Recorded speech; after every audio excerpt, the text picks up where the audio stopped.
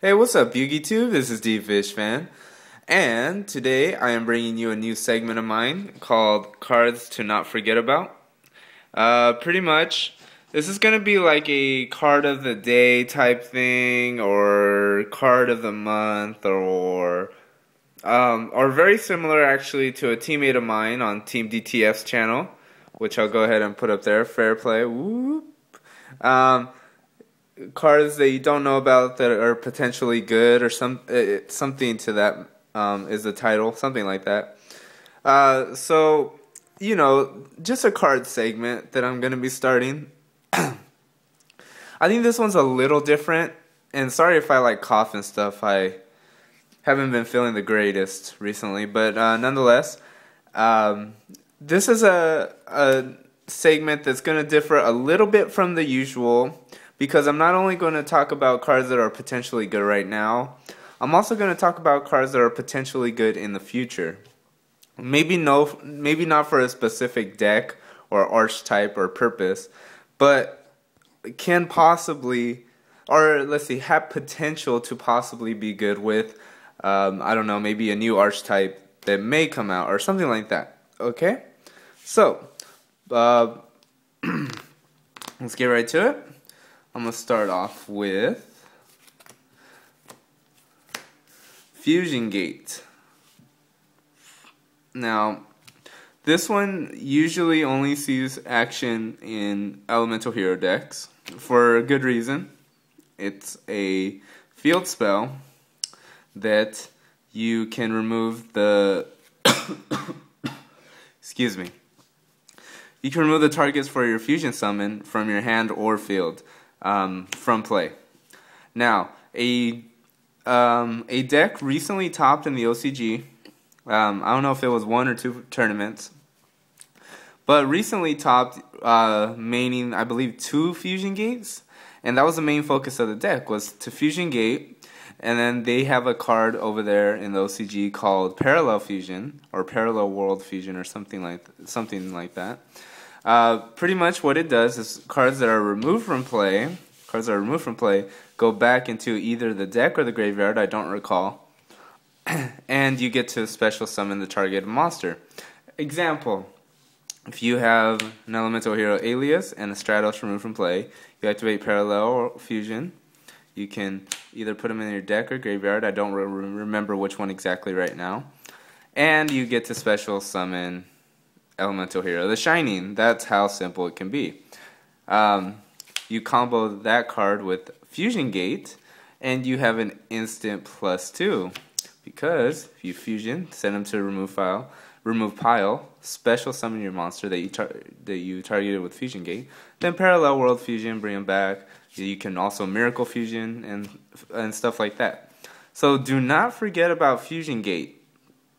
It's actually a decent card right now, believe it or not.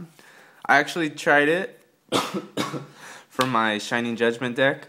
It didn't work great, but I'm sure you can find a use for it now. Gravekeepers obviously rely on the field spell, so Fusion Gate could come in handy there. If you rely on fusions, that might be a good way to go. But just don't forget about this card in the future, and you will for sure be seeing more playing time very soon. Alright, so let's move on to the next card here. I got Megamorph. Now, a lot of you older players, and I don't mean older like age-wise, I mean older player like been playing since the beginning, like I have, may remember Megamorph as being a very, very good card. Now, this card is not banned. It is actually limited. I'm like 99% positive on that, because I was surprised that it was limited. And it's actually a fairly decent card. Now, I know equips aren't exactly everyone's favorite type of card, and for good reason. They're very slow and most times situational, and they don't really run in any decks. Now, Megamorph can be really good if used right. I'm not saying you summon Shura and equip Megamorph. Now that could be good, that could work early, but I'm thinking of Megamorph as a finish off the game type card. For example, if your opponent has, let's go back to Ashura. Let's say you're playing Ashura. You summon, let's see, a Kalute. So you summon a Kalute. Megamorph, it's automatically 28. You can attack, and that's an instant instant 1,000. Now it does have a backdraw that if you're winning in life points, your monster's attack is halved. So it's I really think this could be a good card to finish off games. So pretty much decks that may lose a lot of life points, say through warnings and negations, and maybe decks that take a while to set up, stuff like that, it may be good. Alright, so let's move on to the next one. Now, do remember that I'm not saying these are like the greatest cards out there. I'm just saying do not forget about these cards' effects, pretty much. Alright, next one, Spirit Force. This is a common from Duelist Pack 9, which I believe is Yusei 2. And I believe it came out rare in one of the earlier packs. Maybe Crossroads of Chaos or something like that. Anyways, the actual effect reads, activate only during damage calculation during your opponent's turn.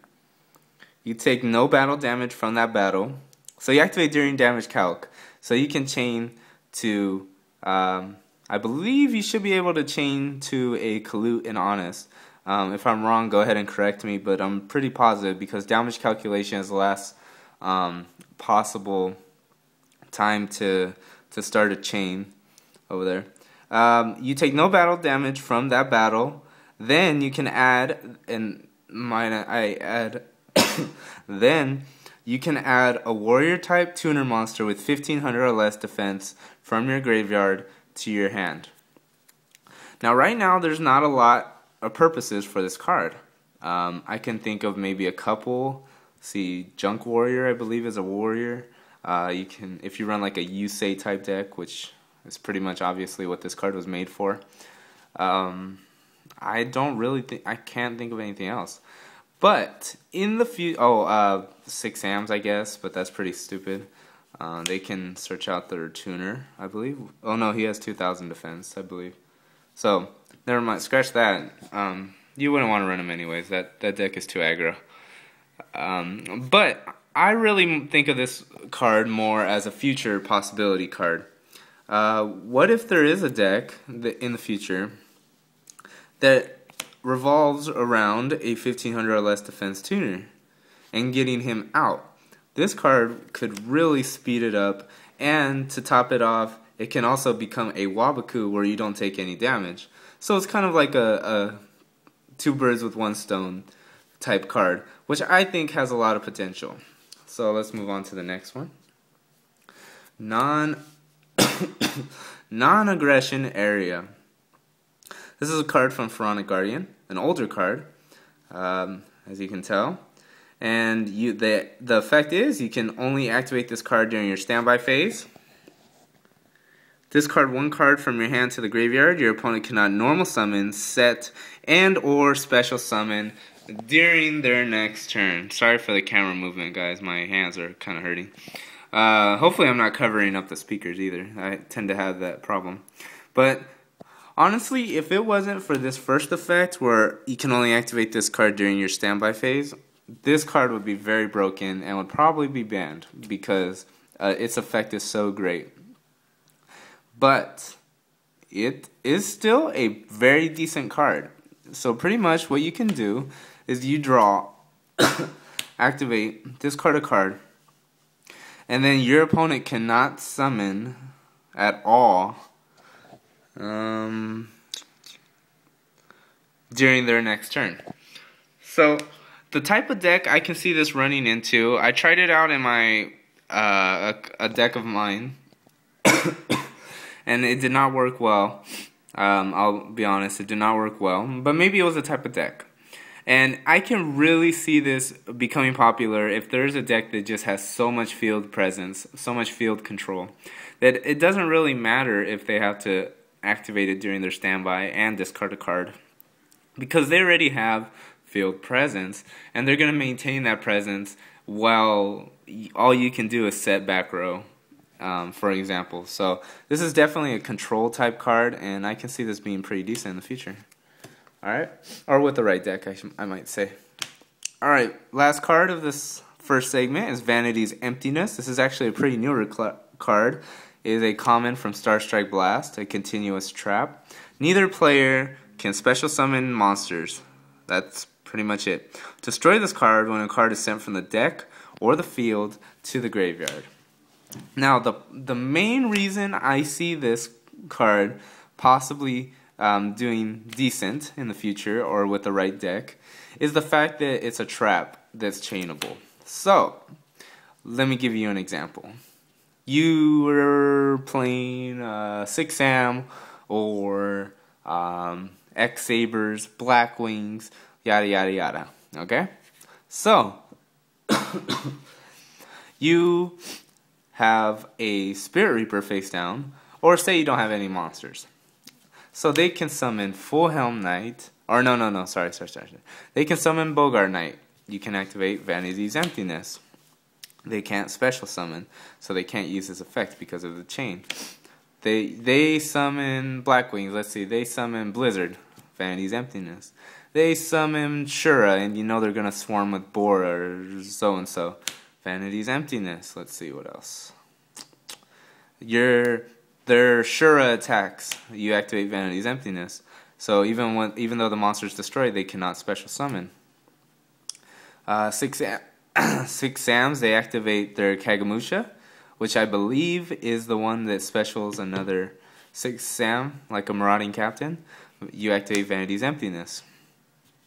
Also, another purpose for it is that if you see your opponent's about to special summon, so let's see, during your opponent's standby phase or draw phase, I don't know if you can activate during draw phase, standby, Vanity's Emptiness, and they can't bring back their Treeborn. You can correct me on that if I'm wrong, maybe they're able to. But at least, say they bring back their Treeborn, they can still tribute and stuff, which would cause trouble. But they're not going to be able to bring back their formula, what's that shit called? That stupid tuner that you ditch. I cannot think of his name. Or they can't synchro. If you know they're about to synchro, you can activate Vanity's Emptiness. So that's pretty much it, you guys. The reason I wanted to make this segment was just to help you guys in the future, possibly, you know, just because this is how I see commons, you know, commons and rares and stuff. Is that you never know it's going to be good. Like, when I see people throw away commons and shit in the trash, I get pretty, like, what the fuck in my brain. Yeah, I don't know if that makes sense. But, yeah, it's pretty much like, what the hell are you doing? You don't know. Remember when Foolish Burial was going to $10? Was going around $8 to $10 each, common. Because I believe it was the only one ever made common. And I don't know if it was any higher rarity at that moment. But back when Foolish Burial came out, it was honestly probably one of the worst cards made. I mean, who would want to send a card from your deck to the graveyard, a monster? Why? Why would you do that? The only thing that was used was maybe Foolish and then Monster Reborn, but that's so situational. So, to me, the way I see it is you never know which card is going to be the next Foolish Burial, which is going to go up in price, or really going to help the deck that you want to make. So I always hold on to commons and rares and stuff like that people don't like, because you never know. So I'm hoping with this segment you guys will hold on to some of the cards that you never know, or maybe discover a card that may help you in some way. Alright guys, so this has been DFishFan and my first video of this new segment called Cards to Not Forget About, or I don't know, I'll decide on a name when I post the video. Alright guys, so thanks for watching. Remember to like, because that really does help out my videos and my channel, and I really do appreciate that. Remember to comment, favorite, and subscribe. Alright guys, thanks for watching. Laters.